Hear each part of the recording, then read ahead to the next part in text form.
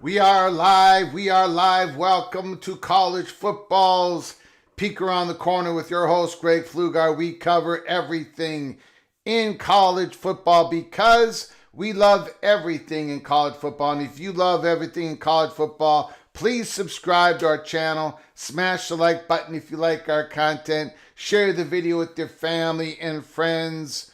If you want to support this rebel outpost, if you want to support the home for the college football sickos with a donation to help us keep the lights on, hit that dollar sign where you make a comment, and I'll get you super chat as quick as I possibly can. Welcome everybody into the studio that sits on the corner, the very corner of Keith Jackson Parkway and Kurt Gowdy Avenue. Do not be afraid. Do not be afraid to become a legend with your comments and with your phone calls. We've got a stack show, and we got to cram it in about an hour and a half. So we got to get going here. Holy smokes. Week one. 2 days away, Thursday, Friday, Saturday, Sunday, Monday. We are going to be making our picks against the spread right here, right now. And Greg the Gold. It's going to be Greg the Gold. I'm going to be making the picks first, and then you Einsteins are going to be making your picks. My record against the spread, unfortunately, is 1-2. Your record, you Einsteins, the PATC family, your record, fortunately for me, is also 1-2. We're gonna turn it around here in week one. We need a winning early week in the 2024 season. So we're going to be doing that. So we're going to be making our picks. We've got 12 games. 12 games. So it's going to take a while. I want to talk about the article written by Irish Scoffle. Am I saying that right? On War Chant. The message of Peter Collins, the chairman of the board of trustees for Florida State. Florida State has a great story to tell. A great message. They won their court case. A massive victory. They're doing incredible things. They are lifting an emerging research university. As you all know, we have been honest about Florida State. A lot of you don't think we have been, but we've been 100% accurate and honest. June 15th of 2024, we did a live show depicting that Florida State and every other school was not the number one target for the Big Ten or the SEC. That was North Carolina. And of course, Notre Dame. We were honest when we reported that Florida State wasn't going to file the notice of withdrawal on August 15th, on or before August 15th of 2024, on or before August 15th of 2025. We were honest and accurate when we told you all that we believed that ESPN was not going to drop their options to extend the content of the ACC. We've also said that no doors are closed on Florida State. They are too valuable, too big a university, too big a fan base, too valuable of a fan base, too big of a brand to be left behind. They're going to get where they need to get to when it comes to making sure they're above the revenue stratification line to compete at the highest level, not just in college football, but across the board in collegiate sports. We've been honest with everybody about Florida State, pissing people off. But we've also been honest about Florida State doing what they need to do. I'm going to do this live show knowing that it's going to be a live show of congratulating Florida State, but also reminding that they've got to stay on a positive message. It's important. Some of that messaging yesterday doesn't work. A lot of it does work. And we're going to talk about both.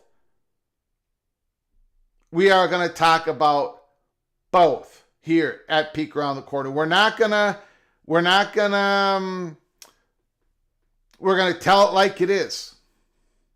We are going to tell it like it is. Florida State has a very positive message to sell. If they're trying to get to the P2, which they are, they've got an extraordinary story to tell. Incredible value.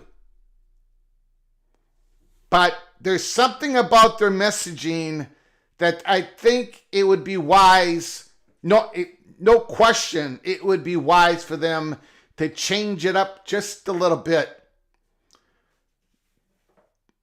During this time, here we sit in 2025. The stories are going to be written about how fluid and active things are right now. It is going to be written.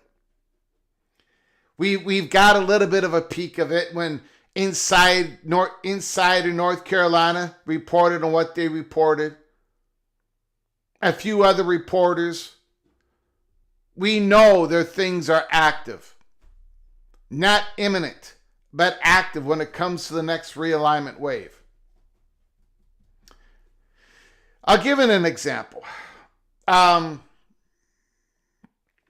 There was a story that leaked out last week, that previous week, that the Big Ten had early talks, infancy talks, discussions in and around college football playoffs of 24 teams, of 28 teams. And that got leaked out, and it caused an uproar, and the reporters just went to town on Tony Petitti and the Big Ten. But it was also leaked that the SEC had serious discussions.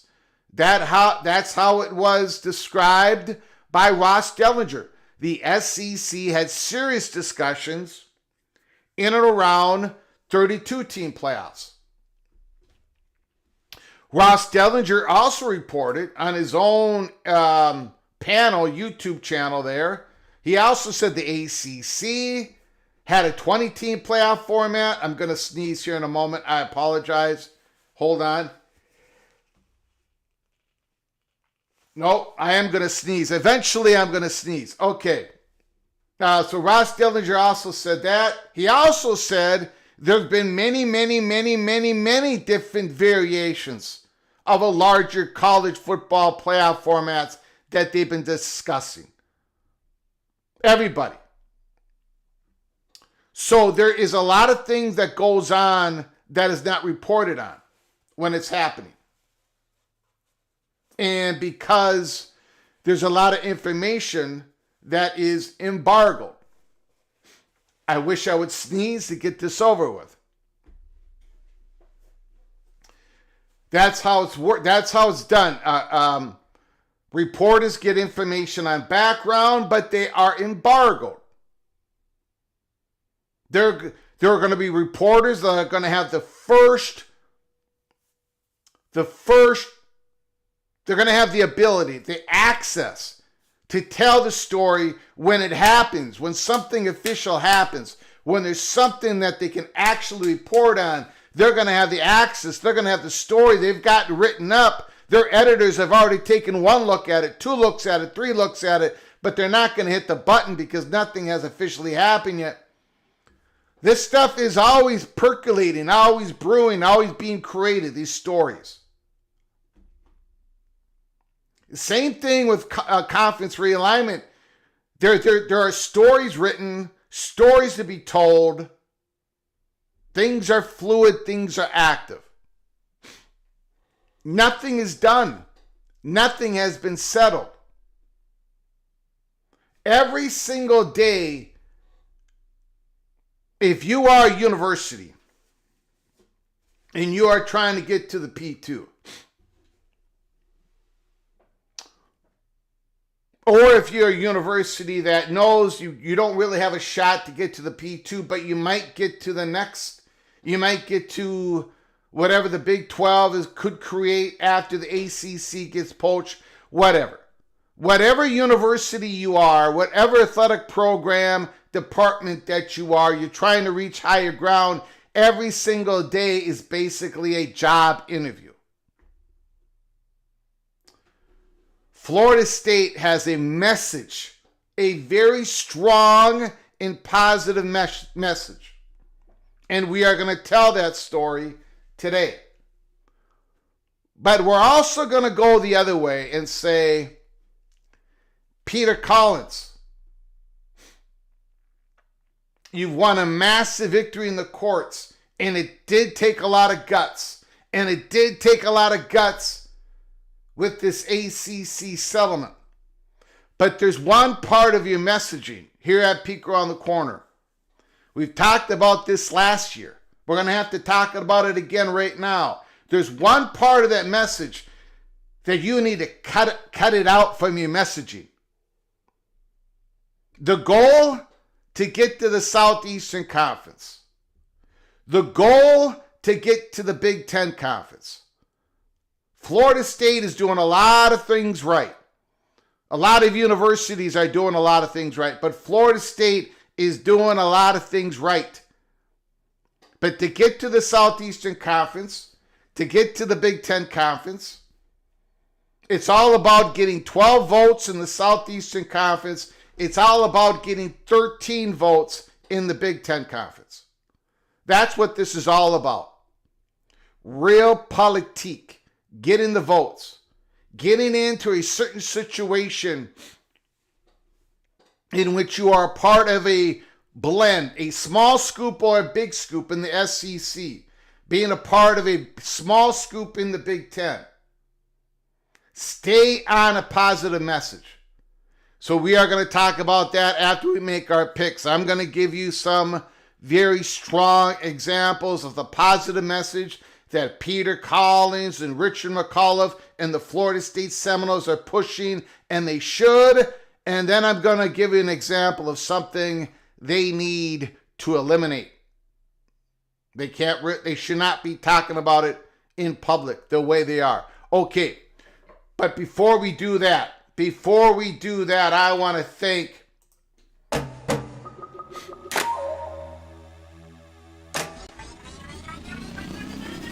Super Chat,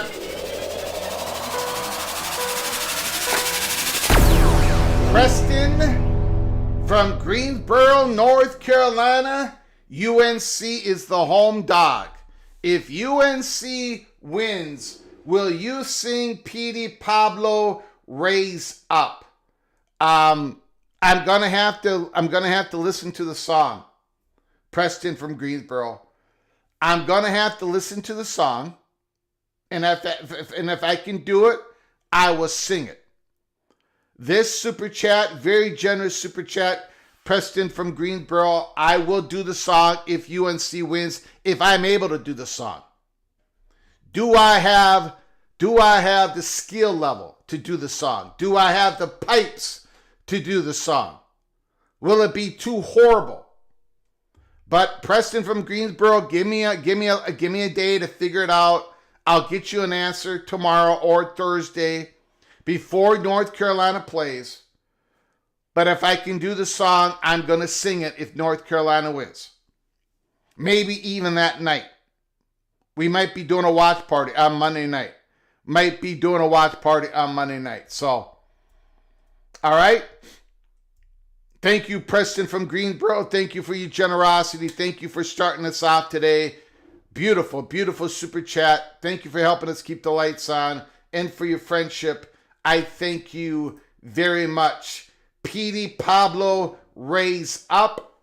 I'll try to figure it out.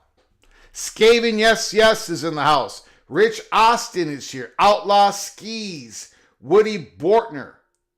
Bo Stacker. Kay Struthers. The Almighty. What did we do now? We'll get into it.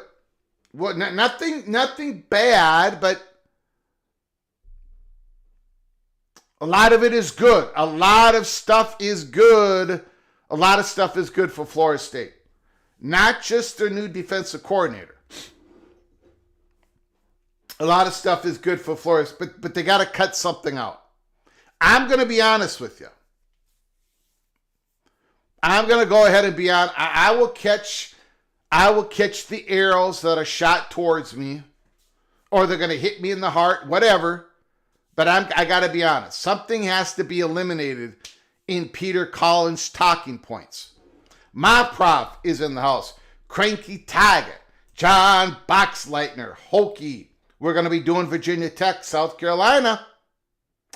Bo Weevo, Jeff Olson, Karnak, PATC, MGC Sooners in the house. D5 Terps, Son of Serix, the Stormy Cyclone. Picks just a second. I will grab my coat. Holy smokes.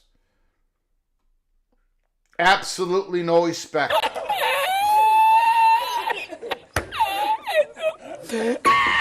Absolutely no respect. Son of Serich, better grab a parka.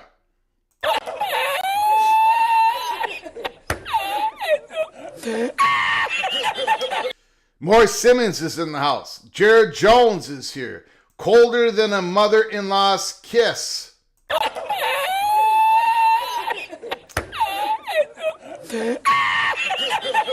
I can't wait. I cannot wait to do these 12 picks. I cannot wait to show you all my new found brilliance. Greg the Gold, baby. Greg the Gold. We're going to be doing that right after the roll call. VP Hokey is in the house. Amazing Blue. Laura Weiss, the Red Raider. Eva Badger, Ryan Willie is in the house. Jay Chapman. Gold Black 45. Chef Maul. Dave B. Daniel Gorby is here. Daniel Gorby, Mr. Seminole, is in the house. Movie Time Blues.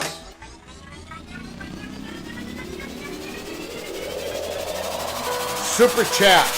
Evil Badger. Ryan Willie. Hey Greg the Freezer. Minnesota soft schedule should have them in the college football playoffs. Well, let's hope so. That's the plan. Let's go. Even Evil Badger is starting to believe. Let's just worry about the Thursday game, okay? Not that I'm afraid. I'm not afraid. I'm not afraid. Thank you, Evil Badger, for the super chat. Thank you for your generosity. I appreciate it. Chief fan, breaking news. West Virginia has canceled the Alabama games. If somebody's got that news, please send it to me. Please send it to me on my DM. Give me a DM on that. All I'm seeing right now on my account is Taylor Swift is getting married. Taylor Swift is engaged. So the more important news is college football in West Virginia. So give in Alabama. Send that to me if there's a link. BYU football is in the house. Arnegat is here. Petey Pablo raise up his rap. Oh. There's a 90% chance, 95% chance that I'm not going to be able to do that, Preston from Greensboro. I'm a singer. I'm not a rapper. I am not a rapper. But I'll still give it a look. Tazbo is in the house. Okay, everybody's here. Okay, let's get to it. We don't have a whole lot of time, and we got a lot to get through today. It is an absolute stacked show. PATC. Thank you all for coming, joining us. I do appreciate it so very much. Very humbled that you would all join me on a Tuesday afternoon, August 26th. Very, very humbled. Backup James Taylor. Caroline on my mind. Okay. Preston from Greensboro. I will sing Carolina on my mind if North Carolina defeats TCU. First of all, let's be official. North Carolina is the underdog. So, according to the rules of PATC, Preston from Greensboro gave me a donation, and I'm very thankful, very humbled, Preston from Greensboro. He gave PATC a donation on the week of the game. North Carolina is an underdog. I will sing Carolina on my mind, James Taylor, either that Monday night, if my voice isn't completely gone, by yelling at Bill Belichick or Sonny Dykes, or Tuesday or Wednesday that week. Thank you for the super chats. Thank you for the generosity. I do appreciate it. Preston from North Carolina. Okay, here we go. Here we go. And I'm going to go this, we've been talking about week 1 games for the last month. So I'm not going to go too in depth on every one of these because I already did it yesterday's live show. I've been doing it for quite a while. So I'm going to get through this and then you guys are going to be making your picks and that's going to take some time. So Boise State, South Florida. Right off the bat, I'm going Boise State. Absolute lock. -6.5. Yes, it's on the road. Boise State has a lot of returning guys, and I know they don't have their superstar, but I think Boise State is undervalued, even though I don't have them going to the playoffs. Boise State is undervalued. I got Tulane. Boise State wins this game comfortably over the South Florida Bulls, -6.5. Nebraska in Cincinnati. First of all, I'm already wrong on this game. I thought this line would move drastically. It has not.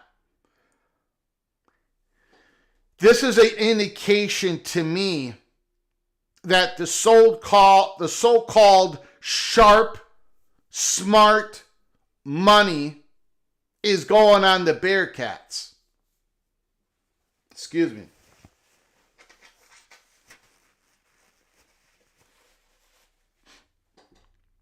The sharp, so-called smart money is going on the Bearcats because your average college football fan and GBR fan base is dumping money on the Cornhuskers. And yet, Cincinnati is +6.5. Nebraska is -6.5, and it's not a whole lot of juice. It's only -115, 115. It ain't like it's a -140 juice, -145 juice, which means that there really has not been any adjustments made since the opening line. So that's an indication of there is pretty equal amount of money going on both sides of this line. This surprises me. This makes me nervous. This really makes me nervous. But I'm going to go against... I really should be taking Cincinnati based on all of that. But I can't. I got to go Nebraska. I'm worried about Nebraska's defense. I'm worried about their tackles. I'm worried about RB1. But I'm not worried about the wide receivers. I'm not worried about the quarterback. Nebraska still should put up a lot of points. I got Nebraska. I've got the Cornhuskers. But there is something big, sharp money out there see something in this game. And they're putting it on the Bearcats. I ain't saying, but I'm saying something is out there. Because the line has not moved. And you know a lot of Cornhusker money is going on the Cornhuskers. Something is going on here. Auburn and Baylor. Auburn -2.5, Baylor +2.5. This is an absolute lock. The Baylor Bears are going to win this game. The more I hear Hugh Freeze talk about the quarterback situation, the more nervous I get. Not only that, Eric Singleton is all nicked up. He was going to give Cam Coleman a little bit of a breather where they can't double up, triple up on Cam Coleman because Eric Singleton, the transfer from Georgia Tech, he's all nicked up. No, I got Baylor. You all know how much I love Baylor. I got them in the Big 12 championship game. So I think Baylor wins this game. I think they send a message to the Big 12. Georgia Tech, Colorado. Well, I'm going to take the experienced quarterback. I'm going to take Jamal Haynes. I'm going to take Malik Rutherford. I'm going to take the great linebacker Efford. I'm going to take Georgia Tech minus 4.5. Texas, Ohio State. Well, guys, I've got the Longhorns winning the whole damn thing. And I think they send a message week 1. Now, do I think Ohio State is going to be not a very good team? I think the Buckeyes are going to go to the playoffs. I think they're going to be very difficult out for anybody. The Buckeyes will respond. But I got the Longhorns winning this football game. I've got Arch Manning. This is his coming out party, baby. Arch Manning, number in the top 6 of my Heisman watch list. The Longhorns are going to win. The Texas Longhorns are going to cover, and they're going to win. They don't need a win to cover. Texas takes this game and sends a big message to the college football world. And remember the fat guy from Minnesota squeezed in. I barely squeezed in. I am the conductor on the Arch Manning hype train. And it's going to get crowded on that train after Saturday's game. But guess what? I got my seat. I'm riding it, baby. I'm driving it. You can't kick me out of it. Arch Manning hype train, fat guy from Minnesota, the Longhorns cover. Well, in my mind, this is the easiest game of the slate. Easiest game of the slate. MBM, Arch Manning will have 5 sacks and 2 to 3 interceptions. MBM is not a believer. MBM is not a believer in Arch Manning or Greg the Gold. Either way, it don't matter. Arch Manning is going to have a spectacular Saturday. This is the easiest game of the week. This is an easy cover. Yes, the Syracuse Orange go in to Tennessee and they cover. Tennessee, and there's a couple, I'll save that to later. Tennessee is going to be a big time struggle in 2025. I'm not saying they're going to finish 2-10. I'm not saying they're going to match Florida State's record of last year, but they're going to be a struggling 8-4, 7-5, 6-6 ball club. They struggle to beat Syracuse. I've got Syracuse. Easy cover. Easy cover. Plus 13.5. And Jelly. Now, look, I respect the hell out of Tennessee's defense. Even without McCoy back there. So don't get me wrong. The Orange aren't going to be able to go up and down the field, but I don't think Tennessee is going to be able to go up and down the field. How about them apples? That wide receiver core with Aguilar. Aguilar's going to throw a couple of picks. Syracuse is going to cover. Florida State, Alabama. I've talked a lot about this game. You all know where I sit. The Seminoles are going to cover this easily. Tony White's going to have Ty Simpson all confused. Kalen DeBoer and Ryan Grubb are going to be standing there with Ty Simpson going, you got to see this, you got to see that, you got to do this, you got to check down to that. All of that's going to be happening in the middle of the second quarter. Florida State is going to lose a close one. The Seminoles cover.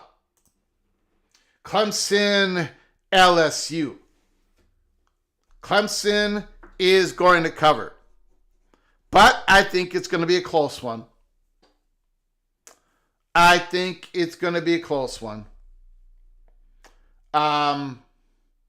Clemson has got to stop the run, and LSU's got to be able to run the ball. Something has got to give in this game.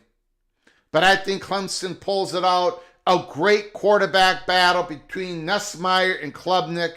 Fantastic game to watch. LSU's going to make the playoffs even with a loss. Ohio State is going to make the playoffs even with the loss. Utah at UCLA. There's a lot of positive steam coming out of Westwood. For one, Nico Arma leaving on a jet plane, but the fat guy from Minnesota is taking Utah. Utah is going to show everybody bully ball. They're going to run it, then they're going to run it, and then Utah is going to run it, and they're going to beat the Bruins by 10 or more points. Utah covers. Arizona and Hawaii. And you all know I'm riding that Hawaii rainbow. I am standing on top of that rainbow. Hawaii won me the game last week. They're going to win this game this week. They are going to cover. They're going to stay within 17.5 of Arizona, Hawaii. With Mika Aliado, the great 5'8" quarterback, Hawaii covers. South Carolina and Virginia Tech. Boy, this is an interesting game. Boy, this game makes me nervous. This game is probably the most difficult game of the week. My, oh my, I like the Gamecocks. I like the Gamecocks. Lenore Sellers is a beast. I'm worried about their running back room. They did not get the kid from Utah State. He's not able to play yet. An eligibility situation. I'm worried about South Carolina's defense. They lost some guys last year. On offense, they should take a step forward, but on defense, they're going to take a step back. Virginia Tech, I know a lot of people are down on Virginia Tech, but they're going to be at home. Drones, I think, is ready to mature. I'm going to take the Hokies. I'm going to take the Hokies to cover. I'm going to take that hook, that half a point. Virginia Tech loses by a touchdown. We still cover. I'm going to take Virginia Tech. Miami and Notre Dame. Well, ladies and gentlemen, I've got the Fighting Irish winning this football game. CJ Carr against Carson Beck. Advantage Carson Beck.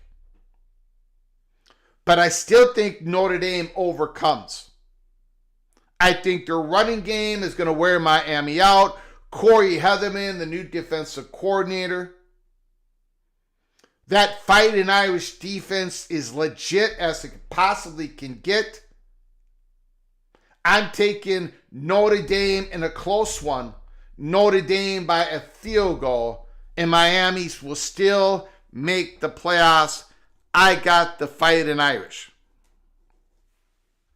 And then finally, North Carolina, TCU. I've got the Horned Frogs winning big. I'm sorry, Preston from Greensboro. I'm sorry to all the Tar Heels out there. But I don't think Bill Belichick is ready for this. I don't think Mr. Lopez or Johnson. I think Josh Hoover is going to be the best football player on the field. The TCU Horned Frogs win by 2 touchdowns or more. I'm taking TCU. Okay, there it is, ladies and gentlemen. Boise State, Nebraska, Baylor, Georgia Tech, Texas, Syracuse, Florida State, Clemson, Utah, Hawaii, Virginia Tech, Notre Dame, and TCU. Okay. Yeah, the game being played in Atlanta. Absolutely. Mr. Monkey says, I was picking TCU, but picking on the same side as Greg is not smart. Oh boy, Mr. Monkey says. Oh boy. Brad Johnson's kid has been practicing and competing against Gio Lopez. QB1 has not been named yet. Okay, here we go, guys.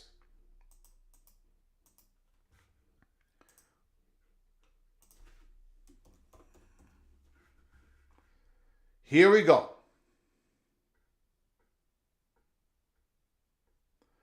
Where am I? Where am I? Where am I? Does Boise State cover -6.5 point spread versus South Florida? If you vote yes, you're taking Boise State and you're giving 6.5. If you vote no, you're taking South Florida and you're getting 6.5. The voting starts now. Boise State at South Florida, a very important Mountain West. Yes, Boise State is still a part of the Mountain West. Very important Mountain West versus AAC lockup.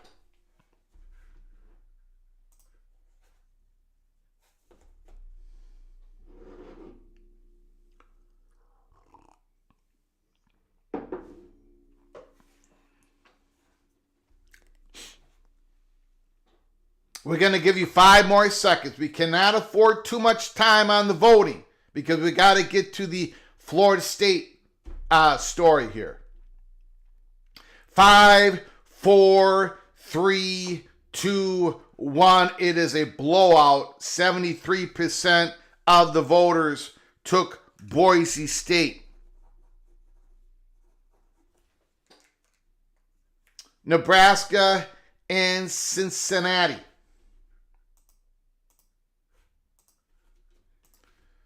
Does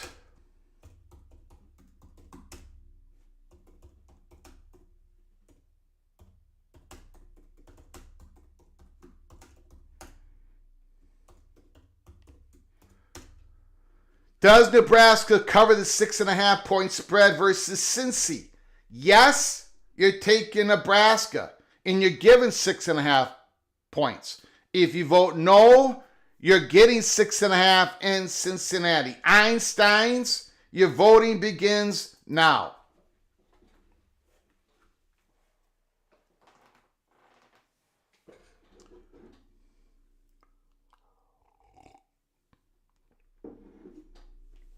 Vox Quindaro, unleash the full fury of the gridiron, Einsteins. All right, let's see what you got, Einsteins.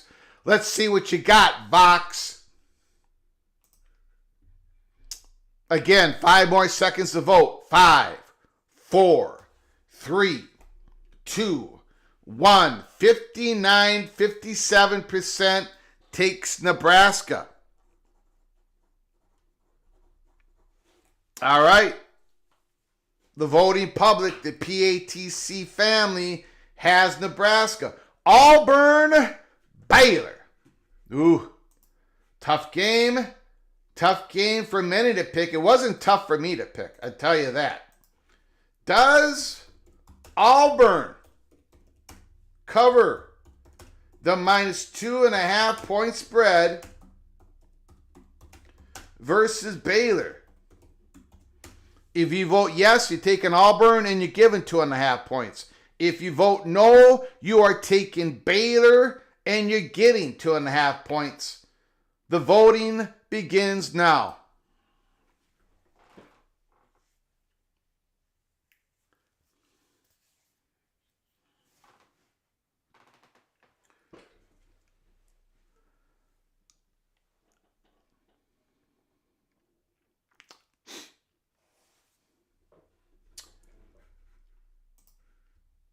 Going to give you 5 more seconds on the vote. 5, 4, 3, 2, 1. 64% says no. The PATC family takes Baylor. Georgia Tech, Colorado. Georgia Tech, Colorado. Does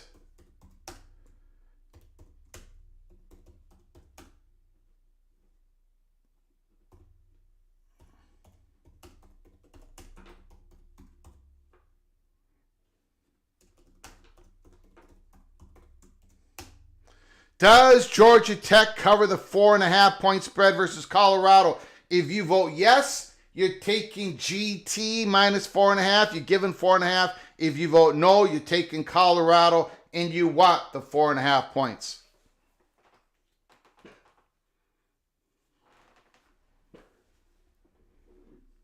Mr. Monkey says, I stay away from this one. MBM says Jackson Arnold is going to have a bad day.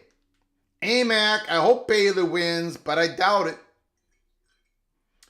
Vox Quindaro, I think the third season of Matt Rule jumps the bugs a little bit. 5 more seconds on the vote. We got a close vote. 5, 4, 3, 2, 1. 55% goes with Georgia Tech.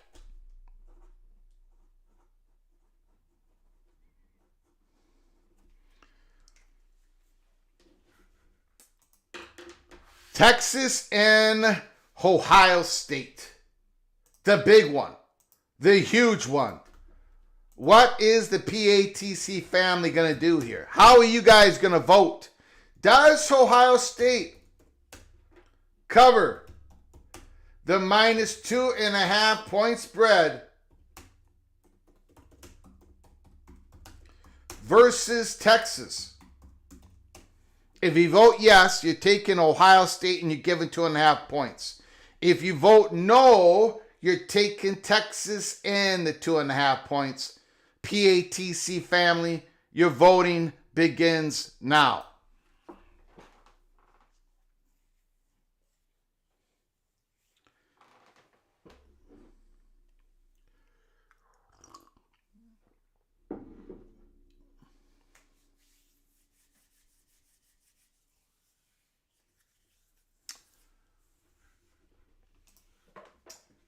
Five more seconds on the vote. 5, 4, 3, 2, 1. 61% of the PATC family, they keep the tradition alive.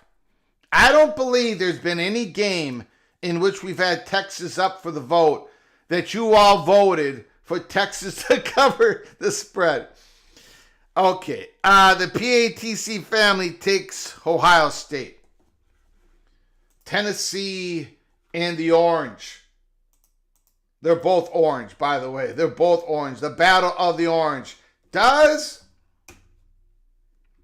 Tennessee cover minus 13.5 point spread versus Syracuse?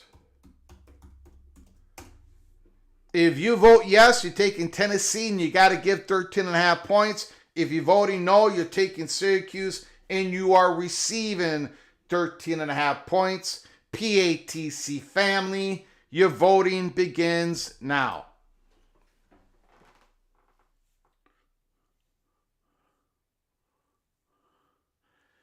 Who does Cuse have a quarterback? They've got Angeli, Steve Angeli.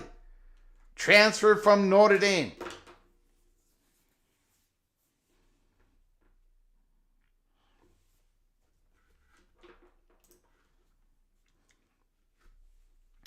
Five more seconds on the vote. 5, 4, 3, 2, 1. It's a 66% blowout. The voters, the PATC voters, take Syracuse.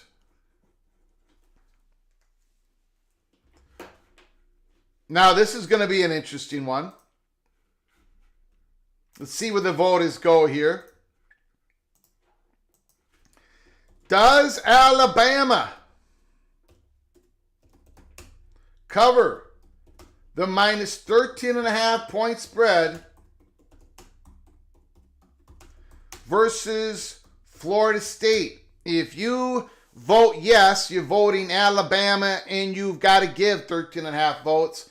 If you vote no, that means you've got Florida State and you want 13.5 votes. PATC family, your voting begins now.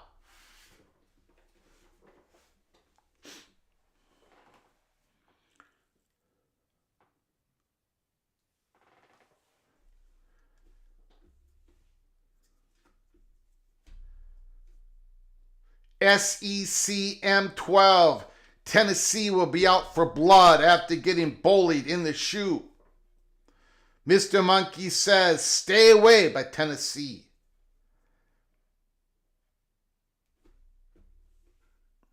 James Davis, Florida State and Alabama have been trying to put together an O-line all fall camp.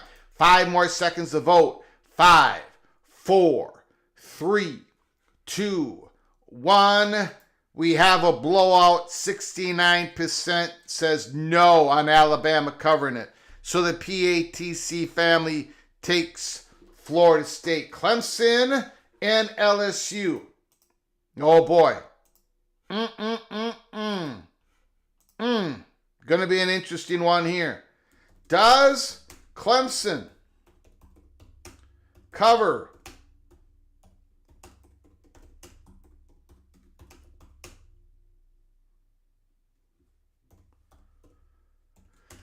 Does Clemson cover the 3.5 point spread versus LSU? If you vote yes, you want to take Clemson and give 3.5 points. If you vote no, that means you want LSU and you are receiving 3.5 points.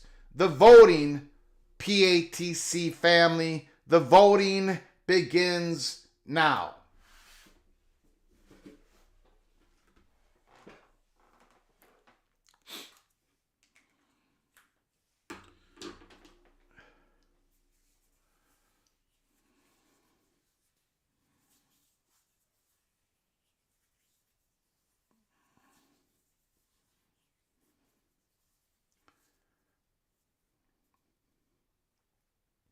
Five more seconds on the vote. 5, 4, 3, 2, 1. 59% says yes. Clemson does cover against Florida State. Utah, UCLA. Again, tough game. Tough game here. Does Utah cover the minus 6.5 point spread versus Nico? I'm leaving on a jet plane. The Bruins. Does Utah cover 6.5 point spread versus UCLA? If you vote yes, you're taking Utah and you're giving 6.5 points. If you vote no, that means you want the Bruins and you get 6.5 points. The PATC family, your voting begins now.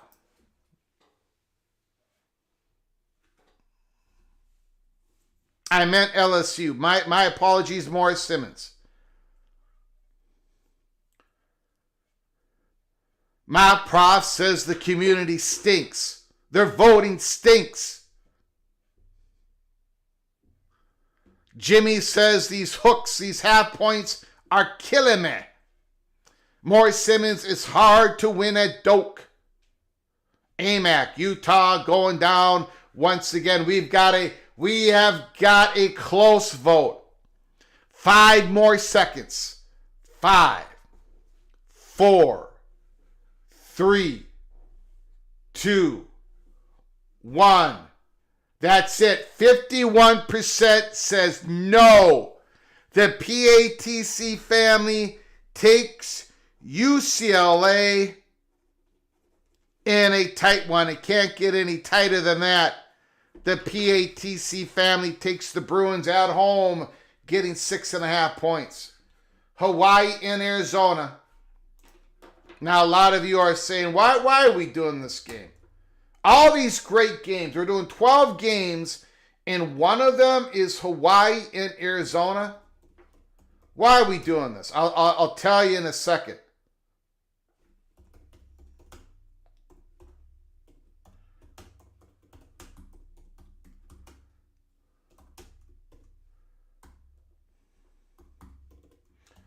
Does Arizona cover the 17.5 point spread versus Hawaii?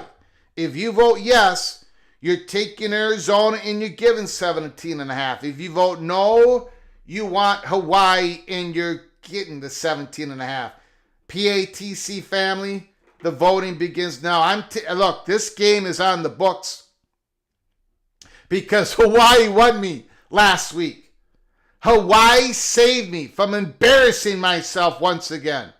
I owe it to the Rainbow Warriors to have it up as one of the 12 teams. If you want to file a complaint, go ahead, file away. Again, the fat guy from Minnesota is the head of the complaint office at PATC.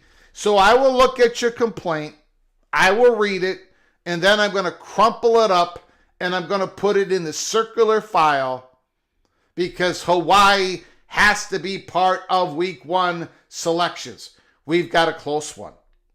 We got a very close one. 5 more seconds on the vote. 5, 4, 3, 2, 1. 51% says no. Arizona does not cover. The PATC family takes the Rainbow Warriors. Have they learned their lesson? Because PATC family went against Hawaii last week. But I think maybe the Einsteins have gained some wisdom during the last few days. Okay. All right. South Carolina, Virginia Tech. South Carolina, Virginia Tech. Does South... Whoops, I screwed up.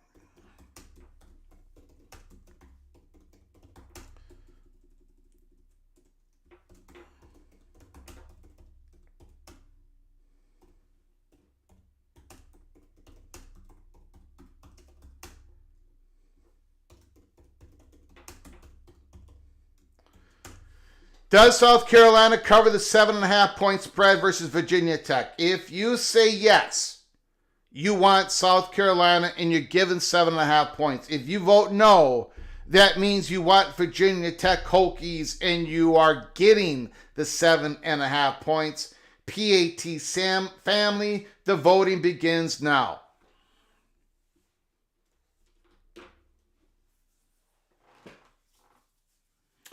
Adam says, gonna laugh so hard when South Carolina lays an egg here. This is our year all spring. Stephen Vitt, closer than 7.5, but South Carolina wins. AMAC, the cheating Gamecocks go down. Wow.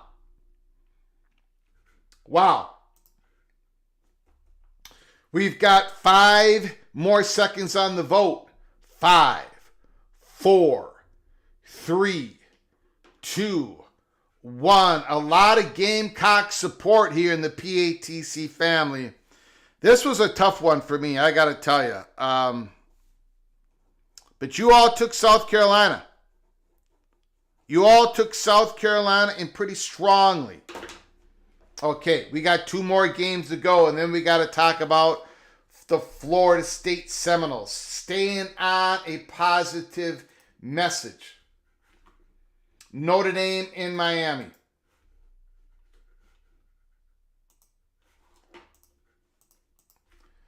Does Notre Dame Fighting Irish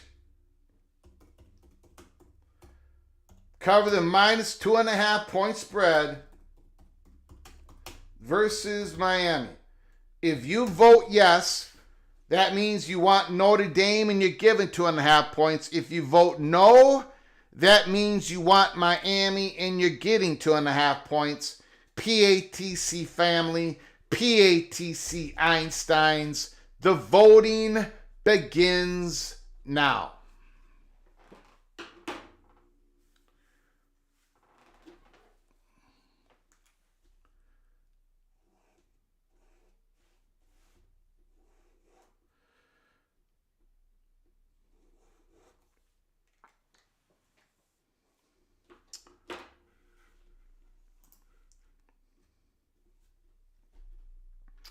Going to give 5 more seconds on the vote. 5, 4, 3, 2, 1.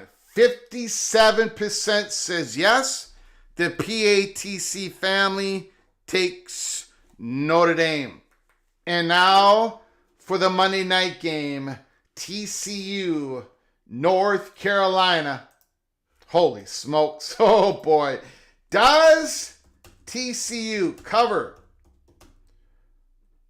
-2 and no, I'm sorry. Minus, what am I doing here? -3.5 point spread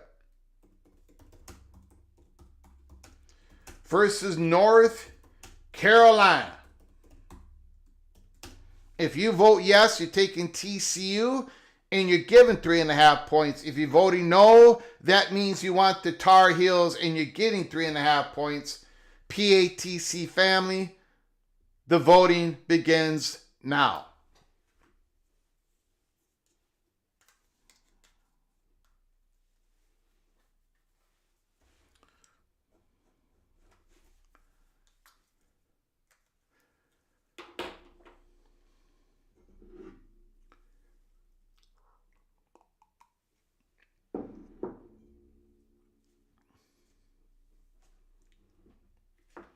Mr. Monkey says, I hate agreeing with Greg, but TCU comfortably.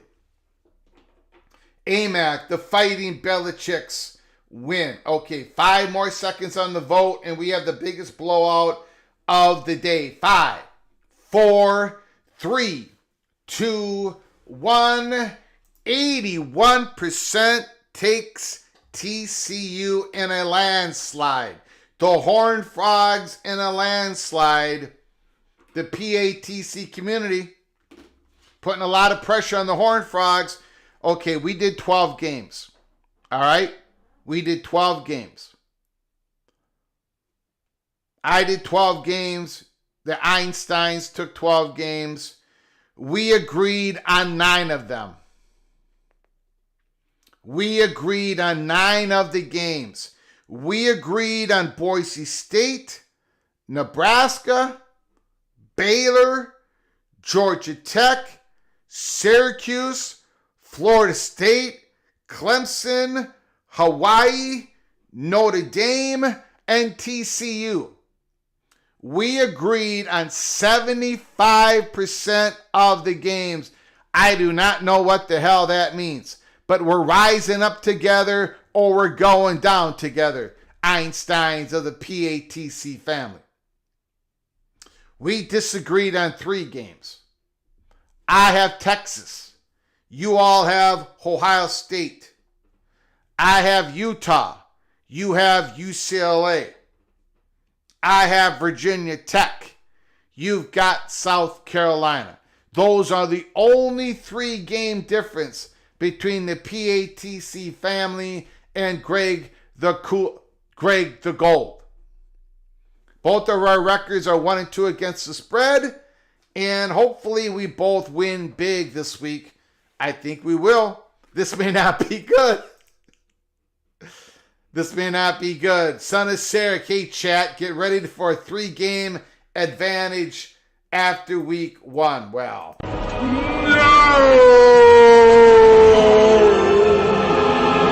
okay, let's get to it. I want to talk about this. We may not have enough time for phone calls. I'm on a limited schedule today, but let's get to it. Ira Shuffle from War Chant.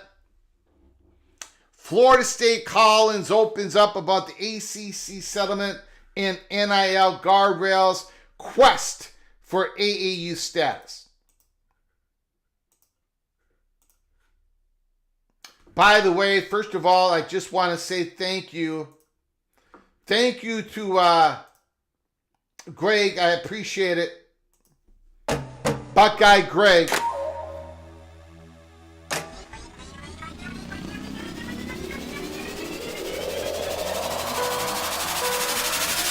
Thank you for the super chat, my friend. I appreciate your support for the $2 holla. I appreciate it. Thank you very much, Mr. Buckeye. And I know you're hoping that Greg the Coolest shows up once again when it comes to the Texas-Ohio State game. We are going to be doing a watch party on that game. Watch party. So hopefully you all join us. It's going to be a lot of fun, a lot of drama, a whole lot of drama. War chant. It has been nearly 6 months since Florida State reached a settlement with the Atlantic Coast Conference to resolve their dueling lawsuits, and the university's top decision maker believes the groundbreaking deal could be a blueprint for other conferences to follow. Peter Collins, who's the chair of the Florida State Board of Trustees, answered questions in a war chant virtual town hall for about an hour Monday evening, and he addressed a variety of topics related to the university's athletic department. In his first extensive public comments since the ACC settlement was reached, Collins says he believes it was a win-win for the university and the rest of the conference. I feel really good about where we ended up, Collins said. I feel really good about where the ACC is today. I think the ACC created the mold for unequal revenue distribution. I think you'll see that come in the future, maybe in some other conferences. Before the lawsuit between Florida State, Clemson, and ACC were settled, all member schools in the conference shared revenue from the league's television contract equally. Now, as a result of the settlement, the schools that bring in the largest television ratings each year will receive a larger slice of the pie. According to sources, that can mean up to an additional $20 million per year for schools like Florida State and Clemson, and smaller annual amounts for other schools. It took a lot of guts, Collins said. It took a lot of guts on a lot of people's parts to do it. But I think it was the right thing to do, and I think the outcome that we got at the end of it was good for Florida State. But it was good for ACC, and I think that's why ultimately the ACC agreed to it. The other major concession from the ACC was to set up a formal structure by which schools could leave the conference before its long-term media rights deal with ESPN expires in 2036. Departing early would not be cheap. Schools would be required to pay an exit fee of $165 million if they left in 25-26 or $147 1 year later. That number would continue to decrease until it reaches $75 million in 2030. While leaving early would come with a hefty price tag, the change was considered a significant win for Florida State, Clemson, and any other ACC schools that might want to consider jumping to a conference with a more lucrative TV deal. It was not a painless process, however. Florida State took barbs from many in the national media and even some other college administrators for going public with their dissatisfaction with the ACC. But Collins said Florida State had no option but to go that route because of the state's sunshine laws, which required government meetings to be held in public. I feel really good about where we are. I feel really good about the process and what we did, Collins said. If there's one regret I have, like I said, it's sort of like the very public nature in which we did it, but we really had no choice. And so to anyone we might have offended that in that process, apologies. But you're going to have to sort of take it up with the Florida legislator.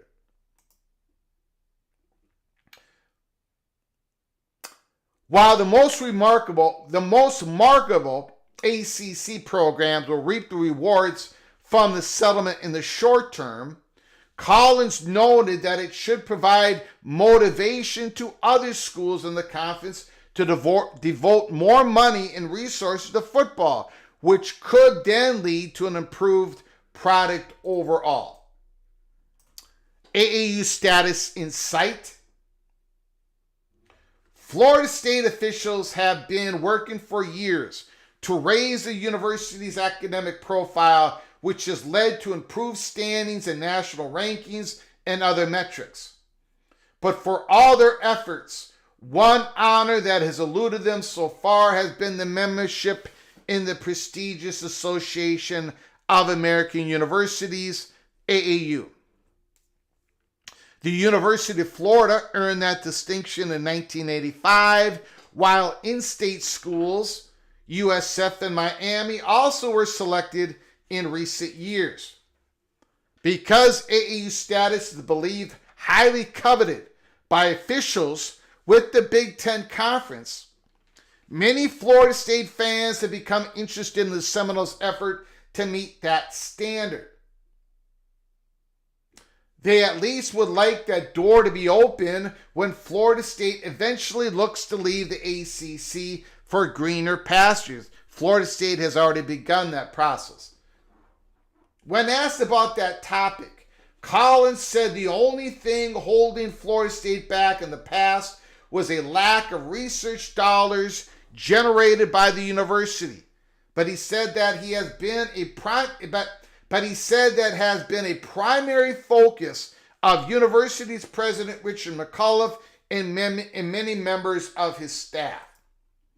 The numbers aren't official this year, but we're touching on $500 million of research expenditures in this last year, Collins said. We're getting really close, even with some cuts from the federal government.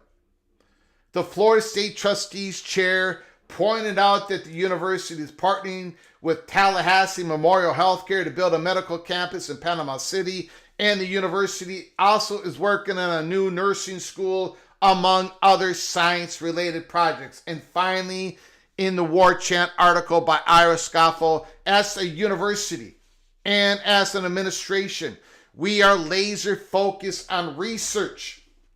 And really, that's the only thing holding us back, the level of our research expenditures.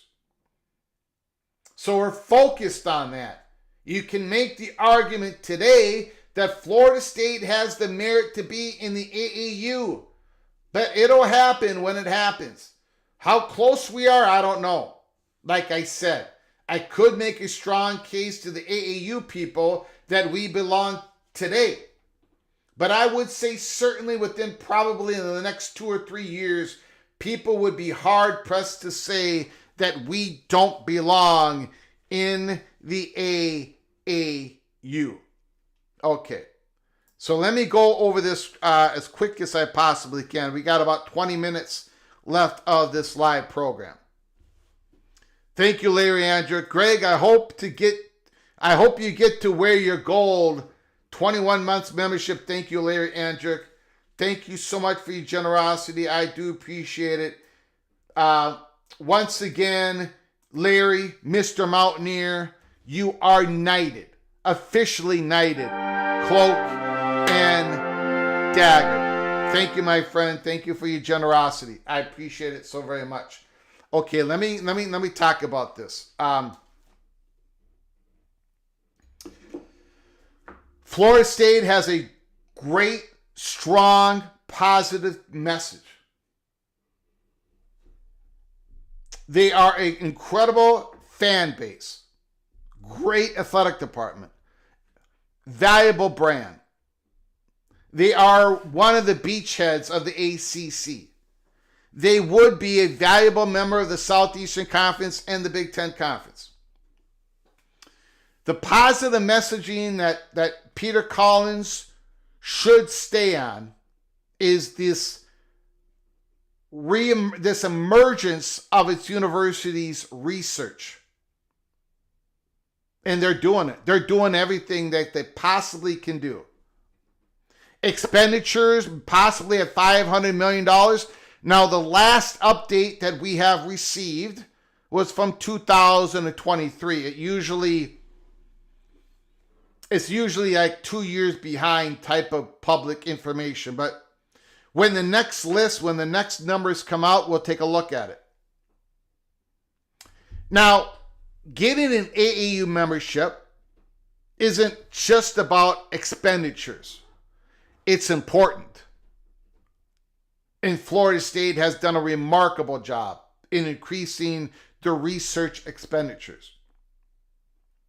But there are universities that have consistently had more research expenditures than Florida State, and they are not AAU.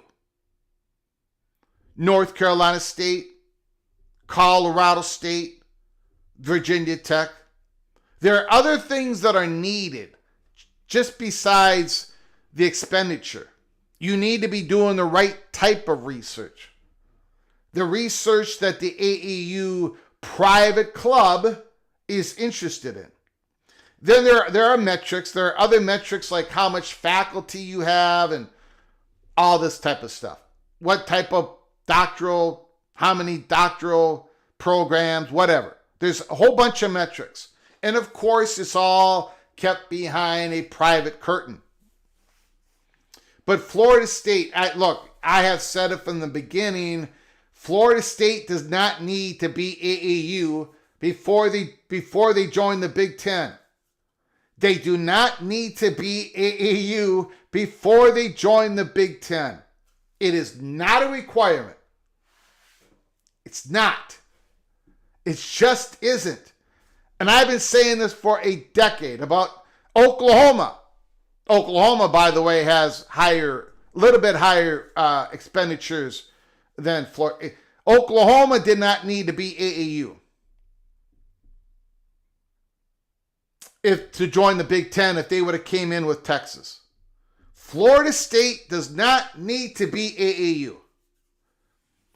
They need to be seen as a viable, vital, growing, healthy research university.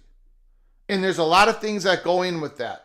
And right now, Florida State is showing that they are a viable, vital, healthy research university.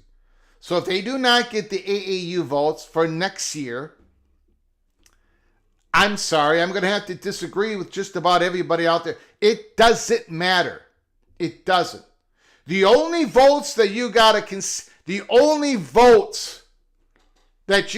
take care of are the 18 Big Ten presidents or the 16 SEC presidents. And by the way, this really is no secret, but the Southeastern Conference presidents want the same thing as the Big Ten presidents.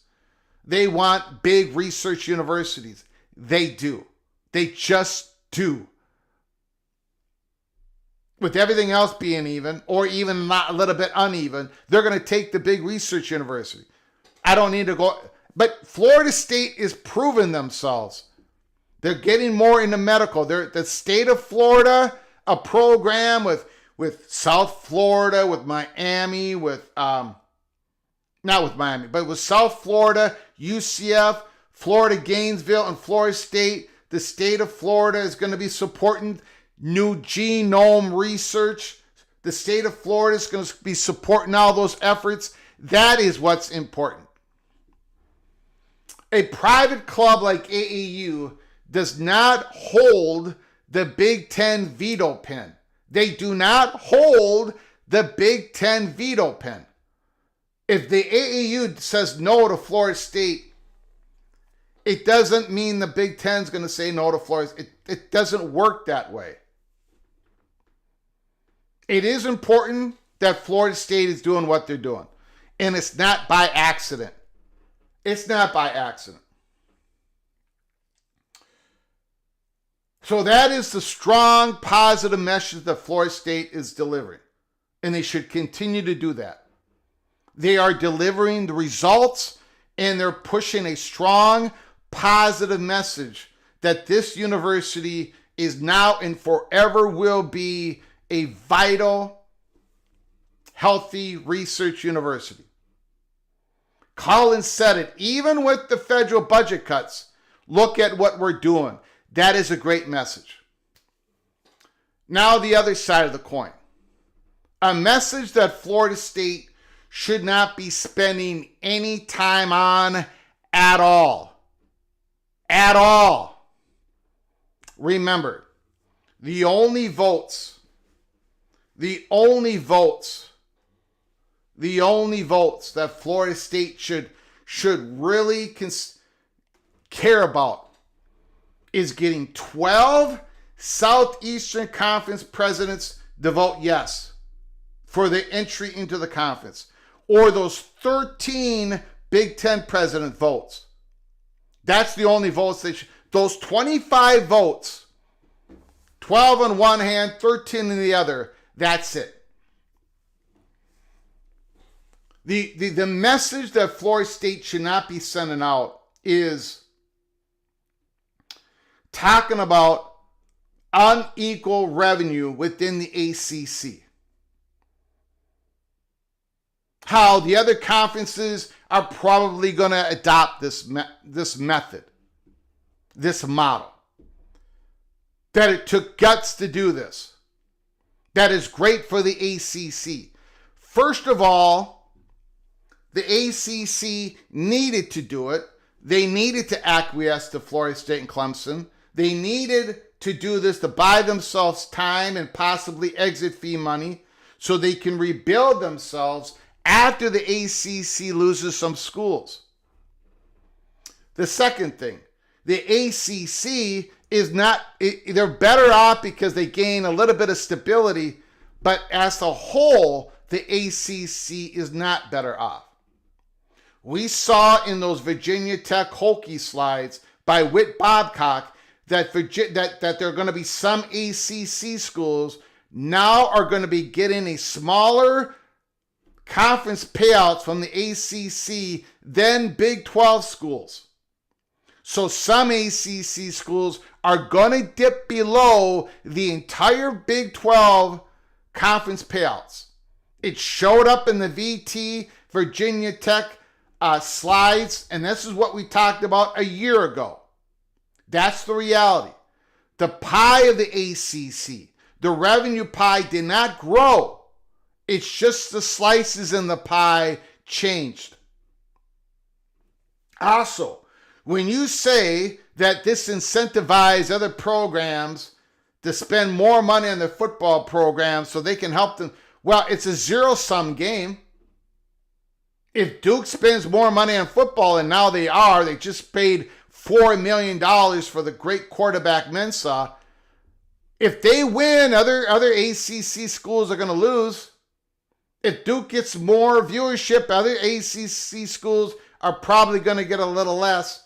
I'm saying that this is not something you should be happy. Florida State should be happy of what they were accomplished. Florida State, Clemson, Miami should be happy about what they accomplished. But they should not be banging on the drums and saying, oh, this is what the other conferences, this is the model that the other conferences should use. Don't get it twisted. I think there's a chance, a very good chance, that the Big Ten and the SEC, at least the Big Ten, will go to unequal revenue sharing in the Big Ten. I think there's a chance, no question about it. But the voices talking about unequal revenue sharing in the Big Ten needs to come from Ohio State, Michigan, and Penn State. For the SEC, it needs to come from Georgia and Alabama. If you are a program, a school that is trying to get to the Southeastern Conference and the Big Ten, you don't talk about what the SEC and the Big Ten should do when it comes to the revenue sharing. All you're going to do is put up a wall between yourself in a whole lot of programs in the Southeastern Conference and the Big Ten. Greg Sankey, the commissioner of the Southeastern Conference, has said in public he does not like the idea of an unequal revenue sharing among the media money in the SEC. There's already a big range of differences in resources within the Southeastern Conference. Same with the Big Ten. So when Greg Sankey is saying something public, don't be bragging about how great your model is. It isn't gaining you any votes. Peter Collins, Richard McCullough, Florida State. I humbly submit to you, as somebody who's been honest, inaccurate through this whole thing, stay on message. Florida State can easily be seen as a Southeastern Conference school. Florida State University can be easily seen as a Big Ten university because of what you've all done and the value that you will bring, not just athletically, but academics and research. Do not mix up your message by talking about unequal revenue sharing, about how great it is, even if it does happen. You've got to get 13 votes in the Big Ten. Every time the Big Ten has expanded, the schools that have voted for expansion have asked the question, is it better for my university to bring this school in, or is it not? Is it better for the conference to bring this school in, or is it not? Are we going to get more money? Is Maryland going to get more money by bringing in USC and UCLA? The answer was yes. Is Maryland going to get more money by bringing in Oregon and Washington? Eventually, yes. Was the conference going to get more money, be a better conference, bringing in Penn State? Absolutely. Nebraska? Absolutely. You've got schools out there.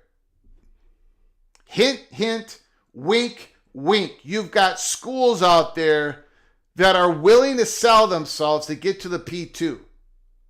They're offering things. They're saying that we'll come in, we'll take care of ourselves. They're basically saying you don't have to take care of us. We will help take care of you, Big Ten, SEC. You do not want to come in and say, our message is, golly geez, we are proud of the unequal revenue sharing of the ACC, while trying to get Mississippi State's vote, trying to get Vanderbilt's vote, trying to get Arkansas's vote, trying to get Missouri's vote, trying to get Purdue's vote, trying to get Northwestern's vote, trying to get Rutgers, Maryland, Minnesota, Illinois, you name it. You're trying to get votes. Don't be talking about unequal revenue sharing. It's the greatest thing. And by the way, if Florida State, Clemson, whatever school you're talking about, we come into the Big Ten, oh, we are going to be the top tier payouts. And you guys are going to be making less. Oh, and by the way, you rest of the Big Ten and SEC, you're just going to have to try more. You're going to have to try more to get up with us. That's not the message you want to send at all. I'm being honest. PATC is being honest. Florida State is going to get where they need to get to because they're too damn valuable. Too big a fan base. An emerging university. Stay on a positive message. Don't talk about the greatness of unequal revenue sharing when you're trying to get their votes. They may be losers, Charlie. They may be losers, but guess what? They got votes. It's simple mathematics. Even a moron, even the Minnesota moron like myself understands that simple math. Don't piss people off. Don't get people nervous. The unequal revenue sharing in the SEC and the Big Ten, if and when it happens, That will be conducted by schools that have been there for years, the top, highest valued programs. Don't talk about it when you're interviewing with the SEC and the Big Ten. Don't be talking about it in a virtual meeting. Don't be talking about it in a virtual, in a town hall meeting. Don't be talking about it at all. Say, we had to do what we had to do. This is better for Florida State, and leave it at that. Don't be talking about how we believe the other conferences are going to adopt this and it's better for them. This is great. Leave that for somebody else. Keep your message positive and simple. Florida State deserves, we are valuable, we should be in this SEC or the Big Ten, and leave it at that.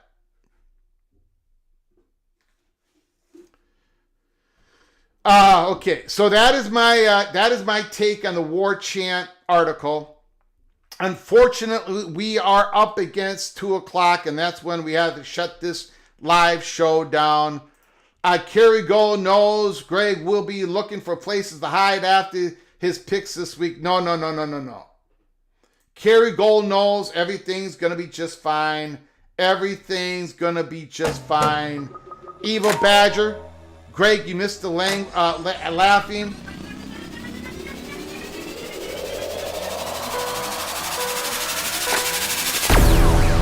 Super chat, Evil Badger. I did see the laughing emoji. I just decided not to pay any attention to it because I'm trying to get you, Evil Badger. I'm trying to get you to believe in the Golden Gophers in 2024. Thank you, Kerry Gold Knowles. Appreciate your super chat, your generosity. Thank you, Evil Badger. Thank you, Larry Andrick, Buckeye Greg, and Preston from Greensboro.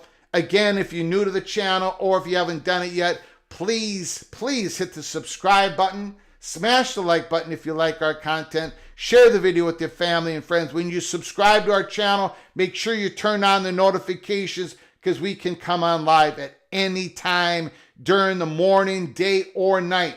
This has been PATC. Thank you for joining us today. Until next time, tomorrow, Wednesday, as we head into week 1. Until next time, from all of us at PATC, to all of you, please, you all take great care of each other. Thank you so very much. And as always, God, family, Golden Gophers.